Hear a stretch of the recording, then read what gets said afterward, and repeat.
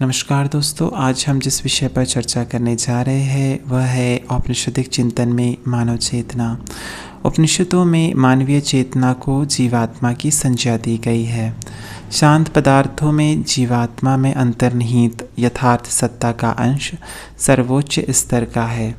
यह परब्रह्म के स्वरूप के सर्वाधिक निकट है।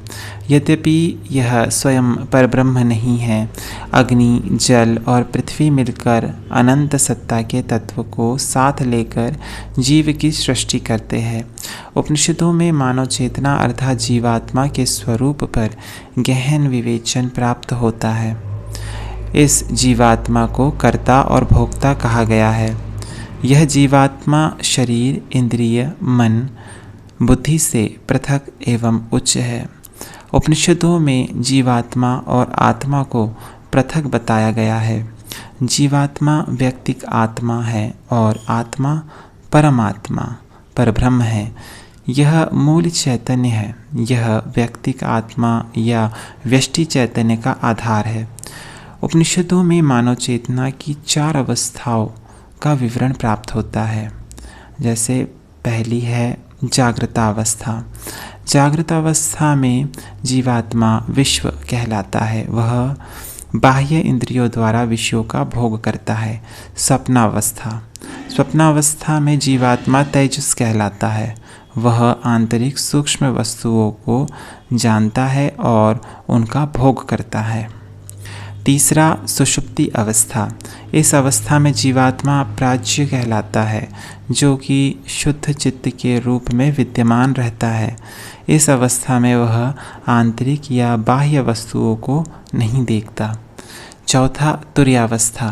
तुर्यावस्था में जीवात्मा को आत्मा कहा जाता है। यह शुद्ध चैतन्य है।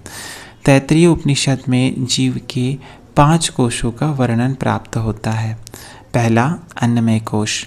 स्थूल शरीर को अन्नमय कोश कहा गया है। यह अन्न पर आश्रित है। प्राणमय कोश। अन्नमय कोश के अंदर प्राणमय कोश है। यह शरीर में गति देने वाली प्राण शक्ति से विनिर्मित हुआ है। यह प्राण पर आश्रित है। मनोमय कोश। यह प्राणमय कोश के अंदर है। यह मन तथा इंद्रियों पर निर्भर है। इसमें स्वार्थमय इच्छाएं है। विज्ञानमय कोश। मनोमय कोश के अंदर विज्ञानमय कोश है। यह बुद्धि पर आश्रित है। इसमें ज्ञाता और ज्ञेय का भेद करने वाला ज्ञान निहित है। आनंदमय कोश। यह कोश विज्ञानमय कोश के अंदर है। यह आनंद रूप है। यह ज्ञाता और ज्ञेय के भेद से शून्य चैतन्य है। वास्तविकता में यह आत्मा का कोश नहीं बल्कि उसका सार स्वरूप ही है। कठोपनिषद में आत्मा को जन्म मरण धर्मा शरीर से भिन्न अज नित्य शाश्वत कहा गया है। यह शुद्ध चैतन्य मानवीय चैतन्य के अंदर व्याप्त है। वह निराकार और सर्वव्यापक आत्मा सब देह युक्त जीवों के अंदर निवास करता है। जीवात्मा इस संसार में जन्म लेता है और मृत्यु को प्राप्त होता है, जबकि विश्वात्मा संसार के बंधन में नहीं पड़ता। इसका जन्म या मृत्यु नहीं होती। जीवात्मा शुभ और अशुभ कर्म करके पुण्य और पाप का अर्जन करता है और उनके परिणामों को भोगता है। इस तरह वह कर्ता और भोक्ता हो जाता है। इसके विपरीत विश्वात्मा शुभाशुभ कर्म और पाप पुण्य से परे है। वह जीवात्मा के अंदर रहकर भी उसके किए हुए कर्मों के फलों को नहीं भोगता। वह जीवात्मा के भोगों का उदासीन साक्षी है। जीवात्मा ज्ञानेंद्रियों, मनस, बुद्धि और अहंकार की उपाधियों से युक्त होता है और भोगता है। विश्वात्मा अनादि, अनंत और नित्य है। वह सबका साक्षी है। वह नित्य चैतन्य स्वरूप है। वह काल से परे है और कर्मफल भोगने वाले जीवात्मा का स्वामी और पालक है।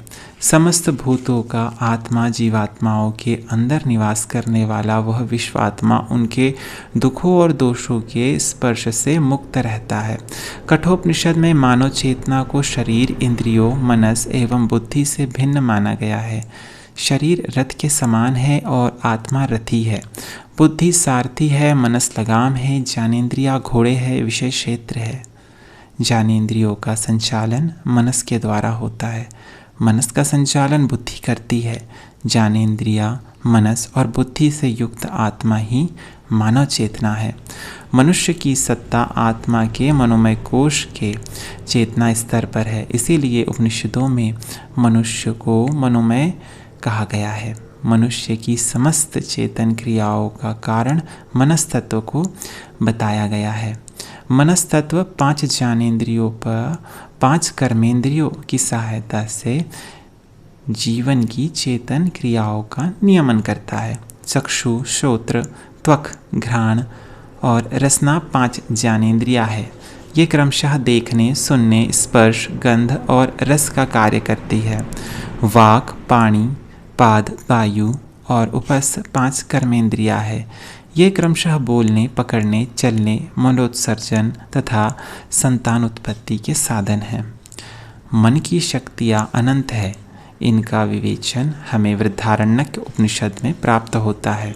मन ज्ञानेंद्रियों के द्वारा बाहर के संस्कारों को प्राप्त करके उनमें समन्वय लाता है और आवश्यकता अनुभव होने पर 5 कर्मेंद्रियों में से एक या अधिक की सहायता से कर्म में प्रवृत्त होता है। इस तरह मानव चेतना का उदय मन के स्तर पर होता है, परंतु यह अवस्था चेतना की पूर्ण विकसित अवस्था नहीं है। यह जीवात्मा की शुद्ध चैतन्य की अवस्था नहीं है, परंतु वह शुद्ध अवस्था को प्राप्त कर सकता है। जीवात्मा का अस्तित्व अविद्या पर आश्रित है, जो कि शरीर, इंद्रिया, मनस, बुद्धि और अहंकार का निर्माण करता है। जीव अनादि माया के वशीभूत होकर सांसारिक जीवन के पाश में जकड़ा रहता है। जब जीवात्मा अपनी अविद्या निर्मित पृथकता को पूर्णतः त्याग देता है, तब वह अपनी स्वाभाविक ब्राह्मी स्थिति को प्राप्त कर लेता है। यह शुद्ध चैतन्य की अवस्था है। इस स्तर पर चेतना पूर्ण विकसित स्थिति में होती है।